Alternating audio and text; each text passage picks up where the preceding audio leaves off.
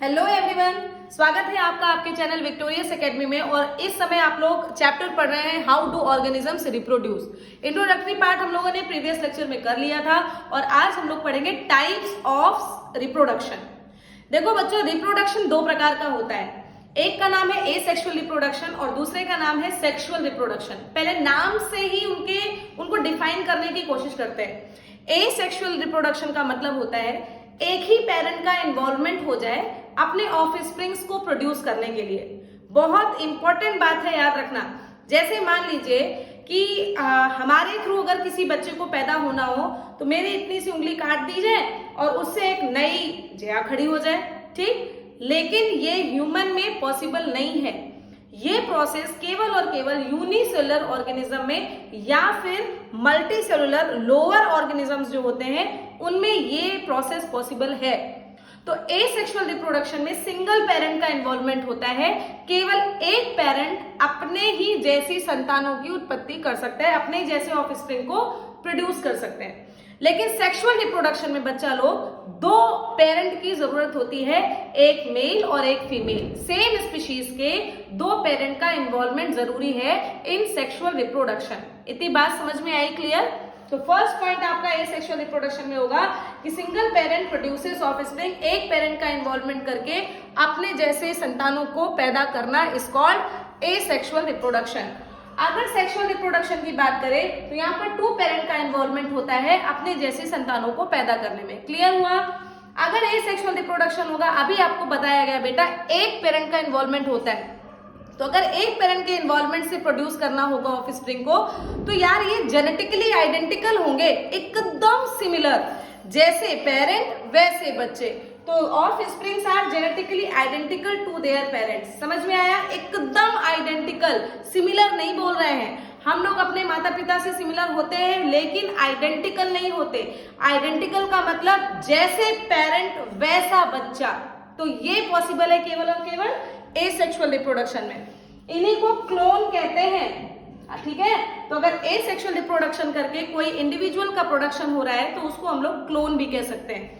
फिर आता है सेक्सुअल रिप्रोडक्शन के सेकंड पॉइंट पर। इसमें क्लियर लिखा हुआ है कि ये आइडेंटिकल नहीं होते, ये मिक्सचर होते हैं। Yes, we know about that. Two parents involve. Male में स्पर्म होते हैं, फीमेल में एग होते हैं, जिसकी वजह से दोनों का मिक्सचर होता है और इंडिविजुअल का प्रोडक्शन हो जाता है। क्लियर हुई ये बात? इसके बाद अगर हम लोग बात करें तो इसके जेनेटिक मटेरियल में कोई चेंज नहीं होता। और क्या भाई, जब सिंगल पेरेंट का इन्वॉल्वमेंट होगा तो क्या कोई जेनेटिक मटेरियल में चेंज आएगा? तो हमारा आंसर है नहीं आएगा। फिर अगर इधर बात करें तो यहाँ पर वेरिएशन होता है बच्चे। जब भी कभी पेरेंट में के मिक्सचर होते हैं, मेल और फीमेल के मिक्सचर होते हैं, तो 100% है उनके जेनेटिक मटेरियल भी तो मिक्स होंगे। 50% मेल का कैरेक्टर, 50% फीमेल का कैरेक्टर आपस में मिलकर एक इंडिविजुअल का फॉर्मेशन करता है। तो हम लोग अपने माता पिता के मिक्सचर हैं। हम लोग अपने ना मम्मी के आइडेंटिकल है ना अपने पापा के आइडेंटिकल है। हम लोग मम्मी पापा दोनों के मिक्सचर है। इतनी बात क्लियर हुई? चौथे पॉइंट पर आइए। ये एक फास्टर प्रोसेस है। और क्या बच्चों, देखो ये छोटी सी आपकी लीफ थी, इस लीफ के इस किनारे से छोटे छोटे से प्लांट जनरेट हुए, टूट के गिरे, नया प्लांट हो गया। तो ये फास्ट प्रोसेस है कि नहीं? ये बेटा इसके कंपेयर में ये स्लो प्रोसेस है। क्यों स्लो है? पहले मेल गैमेट का फॉर्मेशन होगा, फिर फीमेल गैमेट का फॉर्मेशन होगा, फिर मेल गैमेट फीमेल गैमेट से मिलेगा, फ्यूजन होगा, इसके बाद फर्टिलाइजेशन होगा, फिर वो उतने समय पीरियड तक बड़ा होगा, जैसे कि हम लोगों में ह्यूमन में 9 मंथ्स का समय लगता है, तब जाकर बेबी डिलीवर होगा। तो यार इतना लंबा प्रोसेस है कि नहीं? तो इसके कंपैरिजन में सेक्सुअल रिप्रोडक्शन फास्ट प्रोसेस है। इसके अलावा एसेक्सुअल रिप्रोडक्शन में एनर्जी कम रिक्वायर होती है। बच्चा ज्यादा एनर्जी नहीं लगती, इसमें जरा सी एनर्जी में सारा काम हो जाना होता है। लेकिन यहाँ पर एनर्जी ज्यादा रिक्वायर्ड होती है। और क्या, स्पर्मेटोजेनेसिस में फिर स्पर्म बॉडी मेल के शरीर से निकला, फीमेल की बॉडी में पहुंचा, फिर वहां फर्टिलाइजेशन हुआ, ज्यादा एनर्जी खर्च होती है। इधर की बात करें, एग्जाम्पल बच्चे, हमने अभी एक नाम लिया था क्या कि जितने भी एसेक्सुअल रिप्रोडक्शन में मोनेरा हो गया, प्रोटिस्टा हो गया, फंजाई हो गया, प्लांटी में भी जो लोअर प्लांट्स होते हैं उनमें, इन सब में एसेक्सुअल रिप्रोडक्शन होने की संभावना ज्यादा है। लेकिन सेक्सुअल रिप्रोडक्शन 100% है, वो मल्टी सेलुलर एनिमल्स में या फिर मल्टी सेलुलर इंडिविजुअल्स में प्रोड्यूस होने वाली प्रोसेस है। इसमें एग्जाम्पल हो जाते हैं फ्लावरिंग प्लांट्स, एनिमल्स और ह्यूमन, डॉग, कैट, बफेलो, कुछ भी आप ले लीजिए, इन सबका इन्वॉल्वमेंट करके सेक्सुअल और एसेक्सुअल रिप्रोडक्शन होता है। तो क्लियर हुआ होगा आप लोगों को थोड़ा सा difference. Now we study about only asexual reproduction. इसका स्क्रीनशॉट लीजिए बच्चों, ठीक है। अब हम लोग पढ़ाई करेंगे एसेक्सुअल रिप्रोडक्शन के बारे में। देखिए आपके सिलेबस में हाई स्कूल लेवल पर बच्चों 10th में एसेक्सुअल रिप्रोडक्शन को 5 पार्ट्स में अलग अलग डिस्ट्रीब्यूट करके पढ़ा गया है। हम लोगों को प्रोसेस के साथ साथ उसका एग्जाम्पल याद करना बहुत जरूरी है। तो एसेक्सुअल रिप्रोडक्शन की डेफिनेशन सभी ने समझ ली कि सिंगल पेरेंट का इन्वॉल्वमेंट होता है, जिसमें से जो पहला नंबर होता है बच्चे, इसको कहते हैं फिशन। आप समझना शुरू करिए। फिशन का मतलब ही होता है ब्रेक होना, ब्रेक डाउन। क्लियर हुआ? फिशन होता कितने प्रकार का है? तो आपका आंसर होगा 2 प्रकार का होता है। पहला होता है बाइनरी फिशन, चीजों को समझते जाइए मेरे साथ। पहला होता है बाइनरी फिशन और दूसरा होता है मल्टीपल फिशन। सीखिए भैया सब लोग जरा। बाइनरी का मतलब आप लोगों ने कंप्यूटर लैंग्वेज में सुना होगा, 0 और 1 होता है ना, कंप्यूटर में 0 और 1। बाइनरी का शाब्दिक मतलब होता है 2, यानी कि इसमें बेटा लोग एक इंडिविजुअल से 2 इंडिविजुअल का फॉर्मेशन होता है। इतनी बात समझ में? मल्टीपल बहुत होता है। मल्टीपल का मतलब क्या होता है? मल्टीपल का मतलब होता है मैनी। तो यहाँ पर एक इंडिविजुअल से मैनी इंडिविजुअल का फॉर्मेशन हो जाता है। इतनी बात क्लियर हुई सभी को? बाइनरी फिशन का एग्जाम्पल याद करें। थोड़ा सा देखिए, इसका फिगर देखिए भैया। आप लोगों को पता है कि अमीबा का कोई निश्चित फिगर नहीं होता, कोई निश्चित शेप नहीं होता है ना। ये अमीबा है मान लीजिए। जब अमीबा में और अमीबा एग्जाम्पल आप इसका याद करोगे तो इसका एग्जाम्पल है अमीबा। इतनी बात क्लियर हुई? अमीबा में अगर बात किया जाए बच्चे तो देखिए जरा, अमीबा में जब भी कभी बाइनरी फिशन होता है तो अपना बॉडी को थोड़ा सा इलोंगेट करता है। इसका न्यूक्लियस भी थोड़ा सा इलोंगेट कर जाएगा, है ना, समझ में आया? फिर जब इसका न्यूक्लियस भी इलोंगेट कर गया, आपकी इसकी बॉडी भी इलोंगेट कर गई, तो ये धीरे धीरे से अपनी बॉडी में फरो बनाता है। फरो का मतलब होता है खांचा बनाता है, और खांचा बनाकर इसका न्यूक्लियस भी देखो इस तरीके से 2 पार्ट में डिवाइड हो गया। फाइनली ये खांचा पूरा का पूरा गहरा होते होते यहाँ पर एक इंडिविजुअल बना देगा और यहाँ पर ये दूसरा इंडिविजुअल बना देगा, और इस तरीके से एक इंडिविजुअल से 2 इंडिविजुअल बनके तैयार। समझ में आ गया होगा आप लोगों को बाइनरी फिशन आसानी से। एक इंडिविजुअल से 2 इंडिविजुअल का बनना बाइनरी फिशन कहलाता है। क्लियर हुआ? एकदम क्लियर हुआ? डेफिनेशन नोट करो बच्चों। The formation of 2 offspring from single parent is called binary fission. समझ में आया? अब आते हैं मल्टीपल फिशन से। मल्टीपल फिशन के एग्जाम्पल आप सबसे पहले याद करोगे भैया लोग, जिसका एग्जाम्पल है प्लाज्मोडियम। प्लाज्मोडियम वो पैरासाइट है जो मलेरिया कॉज करता है। Very important. अभी तक आप लोग को लगता होगा, बचपन में चूंकि पढ़ते हैं, मच्छर काटने से मलेरिया होता है।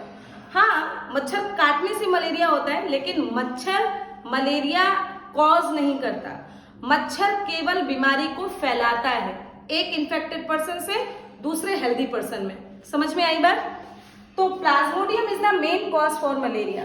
तो भैया इट कॉजेज मलेरिया, कम से कम इस बात को आप थोड़ा सा सीख लीजिए। अब प्लाज्मोडियम में क्या होता है बच्चा? जब भैया अनफेवरेबल कंडीशन आती है, इस प्लाज्मोडियम की अनफेवरेबल कंडीशन का मतलब जब कभी सूखा पड़ने लगता है तो ये प्लाज्मोडियम अपने शरीर के बाहर एक इंपॉर्टेंट मजबूत लेयर चढ़ा लेता है। इस मजबूत लेयर को हम लोग कहते हैं सिस्ट। इतनी बात समझ में आई? इस मजबूत लेयर को हम लोग कहते हैं सिस्ट, और ये इसका न्यूक्लियस हुआ। अनफेवरेबल कंडीशन में ये माइटोसिस डिवीजन करके अपने न्यूक्लियस की संख्या को आगे बढ़ाता है। जैसे 1 से 2, 2 से 4, 4 से 8, इस तरीके से ये डबल होते होते इस बॉडी के अंदर बहुत सारे न्यूक्लियस का फॉर्मेशन हो जाएगा। देखिए ना, खूब सारे न्यूक्लियस का फॉर्मेशन हो जाएगा, और जैसे ही इसको फेवरेबल कंडीशन मिलेगी, यहाँ से फट के ये न्यूक्लियस आपके बाहर आ जाएंगे एनवायरमेंट में, और एनवायरमेंट पे आके ये जर्मिनेट कर जाएंगे। इतनी बात समझ में आ गई? तो यार एक इंडिविजुअल से इतने सारे इंडिविजुअल बन गए कि नहीं बन गए? अब हर ये जो न्यूक्लियस है, हर न्यूक्लियस एक नए प्लाज्मोडियम को बनाएगा। तो एक ही था, एक से इतने सारे बन गए कि नहीं बन गए? तो फिशन का मतलब समझ में आया सभी को कि एक इंडिविजुअल से अगर 2 इंडिविजुअल का फॉर्मेशन होता है then it is called binary fission, और एक से अगर कई का फॉर्मेशन होता है then it is called multiple fission. Clear हुआ भैया? पहला प्रोसेस एसेक्सुअल रिप्रोडक्शन का होता है समाप्त। दूसरा प्रोसेस देखिए भाई, एग्जांपल सब लोग याद रखना भाई, बाइनरी फिशन का होता है अमीबा, मल्टीपल फिशन का होता है प्लाज्मोडियम। क्लियर, स्क्रीनशॉट लेंगे, आगे बढ़ेंगे। सेकंड प्रोसेस देखें भैया, चले देखें। सेकंड एग्जांपल का नाम होता है बडिंग। चले फटाफट देखिए सेकंड एग्जांपल, आइए सेकंड नाम देखें। सेकंड नाम होता है भैया बडिंग, है ना। बडिंग किसमें होता है, तो बडिंग के लिए एग्जांपल आप पहले याद करोगे हाइड्रा, हाइड्रा के साथ साथ आप एक नाम और याद कर लोगे ईस्ट। इतनी बात समझ में आई, हाइड्रा और ईस्ट। देखिए जरा, देखो भैया जो हाइड्रा होता है वो समुद्र से इस तरीके से समुद्र से सबस्ट्रेटम की सहायता से जुड़ा रहता है। इसकी बॉडी में बहुत सारे टेंटिकल होते हैं, इस तरीके से जुड़ा रहता है ना। इसकी बॉडी में कहीं ना कहीं से इस तरीके से क्या निकल आता है, बड निकल आता है। छोटा सा बड बनाते हैं तो समझ में आएगा, छोटा सा बड निकल आया। ये बड धीरे धीरे क्या होगा भाई, ये बड भी तो बड़ा होगा, जैसे जैसे ये टाइम बीतेगा ये बड भी तो धीरे धीरे बड़ा होगा।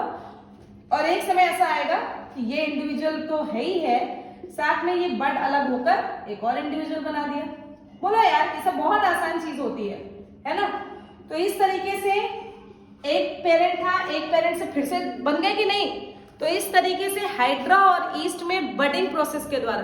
तो इसको आप डिफाइन कैसे करोगे, इसको आप डिफाइन करोगे कि एन एक्स्ट्रा आउट ग्रोथ, है ना, an extra out growth is present in body, है ना। An extra out growth is present in body, जिसकी वजह से उस आउटग्रोथ से क्या बन जाता है, एक नया इंडिविजुअल बन जाता है। Is present in body is called bud, is called bud. और फिर ये बड आपस में सेपरेट होकर नए इंडिविजुअल का फॉर्मेशन कर देता है। खत्म हो गई बच्चे, सेकंड प्रोसेस भी खत्म हो गई। क्लियर हुआ। थर्ड प्रोसेस समझो, एग्जांपल याद कीजिएगा, स्क्रीनशॉट लीजिए फिर से। चलिए थर्ड प्रोसेस देखिए भैया, थर्ड प्रोसेस के अगर नाम की बात करें तो थर्ड प्रोसेस क्या होता है आपका, स्पोर फॉर्मेशन। थर्ड प्रोसेस का नाम है स्पोर फॉर्मेशन। चले देखें बच्चा लोग, स्पोर फॉर्मेशन मेनली स्पोरेंजियम मतलब फंजाई ग्रुप के प्लांट्स में होता है। तो इसका एग्जांपल आप पहले याद करो, ऑल फंजाई। इसका फिगर देखते हैं छोटा सा। इसके फिगर में इस तरीके से देखें, इस तरीके से प्रेजेंट होते हैं जो आपके फंजाई होता है। उनका स्ट्रक्चर कुछ ऐसा होता है ना।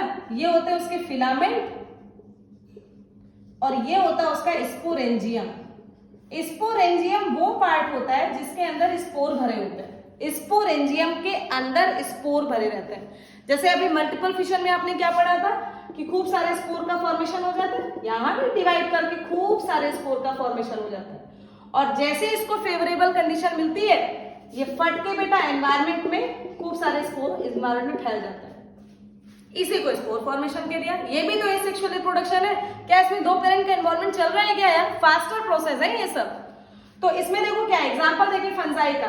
फंजाई में एग्जांपल में आएगा राइजोपस, बिल्कुल नाम मत भूलना भैया।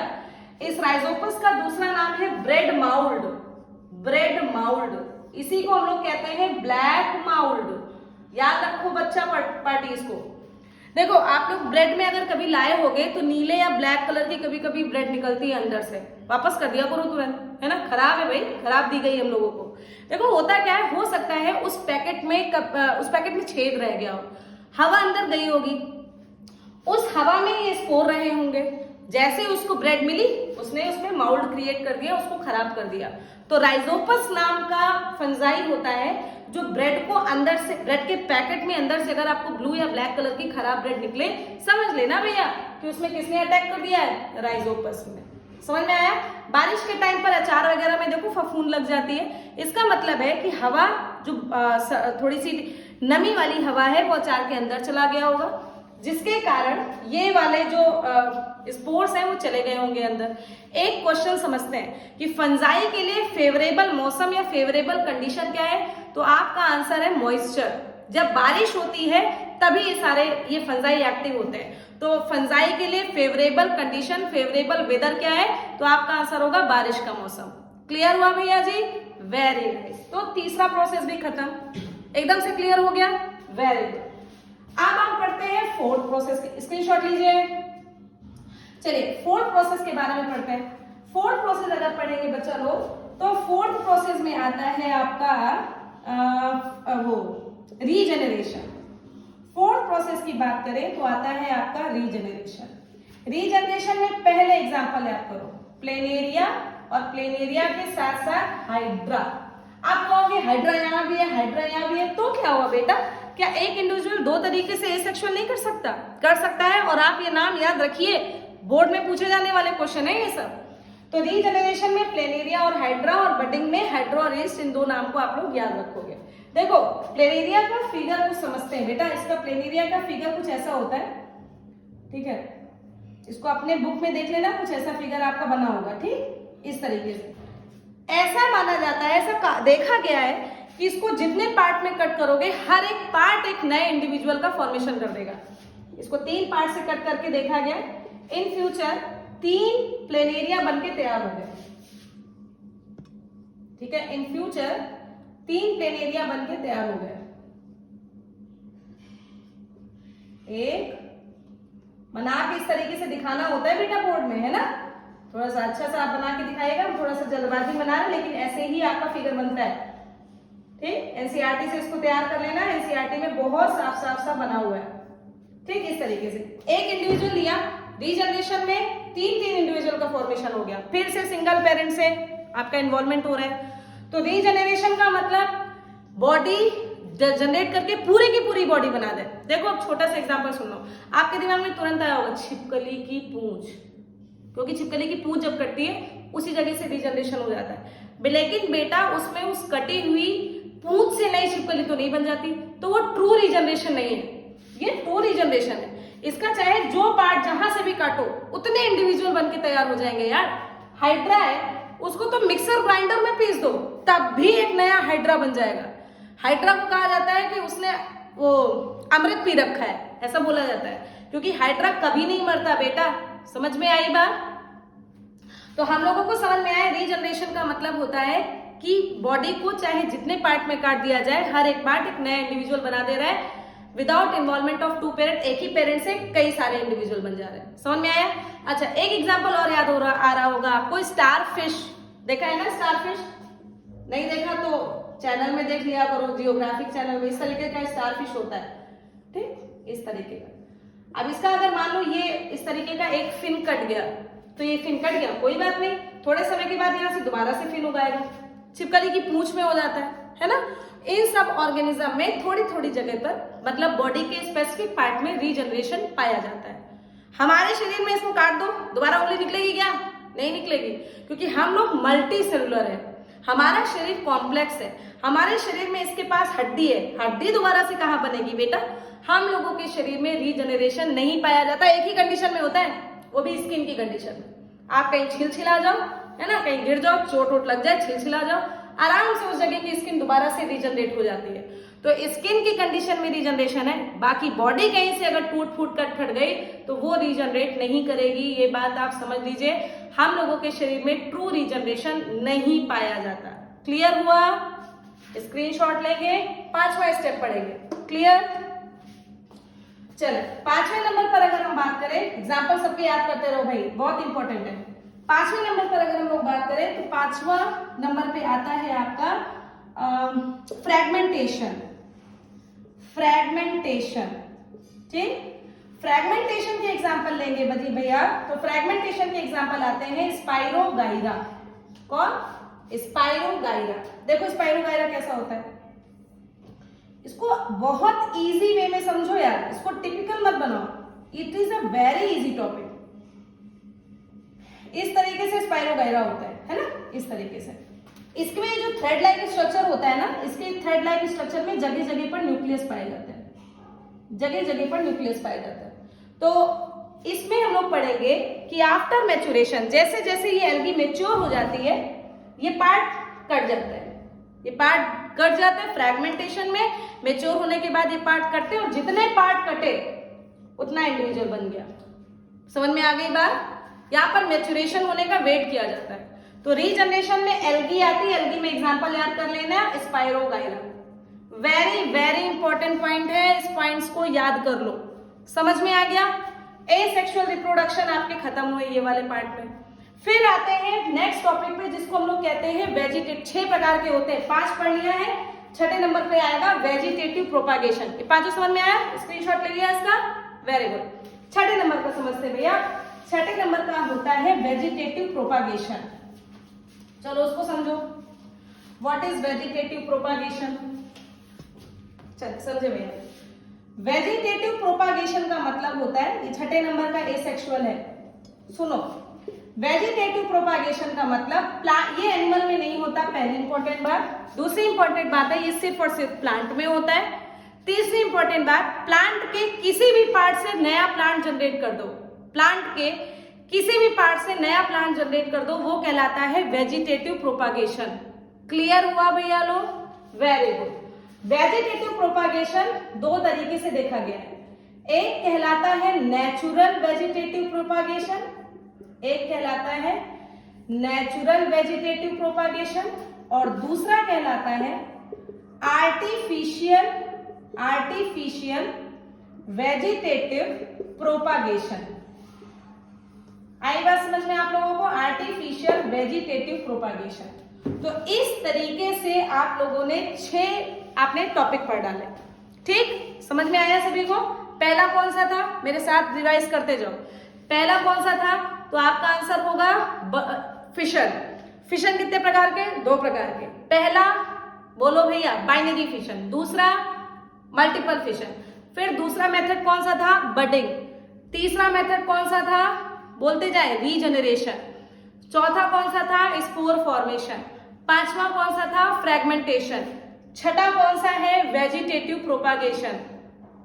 वेजिटेटिव प्रोपागेशन में प्लांट के किसी भी पार्ट से अगर नया प्लांट जनरेट हो जाता है तो उसे हम लोग वेजिटेटिव प्रोपागेशन कहते हैं। डेफिनेशन करेंगे, when any part of the plant, यानी कि चाहे वो लीफ हो, चाहे वो स्टेम हो, चाहे वो रूट हो, कोई भी पार्ट यूज करके अगर एक नया प्लांट जनरेट कर लेते हैं तो उस पार्ट को हम लोग उस प्रोसेस को हम लोग क्या कहते हैं? तो आपका आंसर होगा वेजिटेटिव प्रोपागेशन।